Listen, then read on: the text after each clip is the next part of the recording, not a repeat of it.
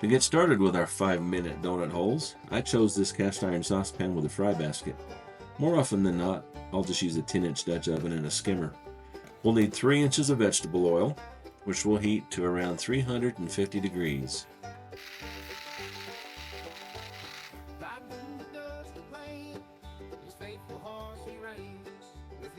I use Grands biscuits. They come in different styles and flavors, but I use the plain ones. You'll need to unwrap the can, and of course, the fun part is having the can explode on you.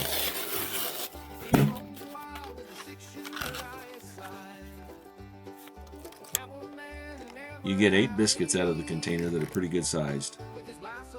I'll take my knife and I'll cut these biscuits into quarters. This will give you 32 donut holes if my math is correct.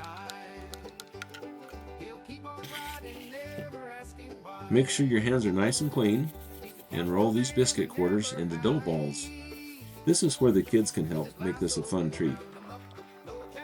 Once you have them all rolled up, into the oil they'll go for about 3.5 minutes. I'll give the basket a little shake so the donut holes don't stick to the bottom of it. Now I'm close to 7,500 feet in altitude, so your fry times might be a bit shorter depending on your altitude. The holes tend to turn themselves over when they're done frying on one side, which is kind of fun to watch. I did help a few with my palms though.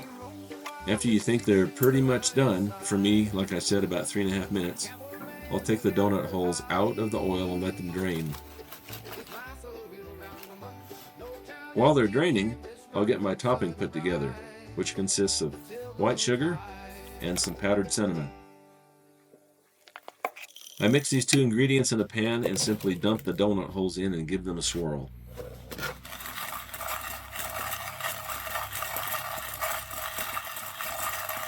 Once you've got the donut holes on the plate, watch your fingers. They'll disappear quicker than the 5 short minutes it took to make them. Perfect with a cup of hot cocoa for dunking or just a nice cold cup of milk. Enjoy this quick treat and let me know what you think. Thanks for watching, and we'll see you again soon.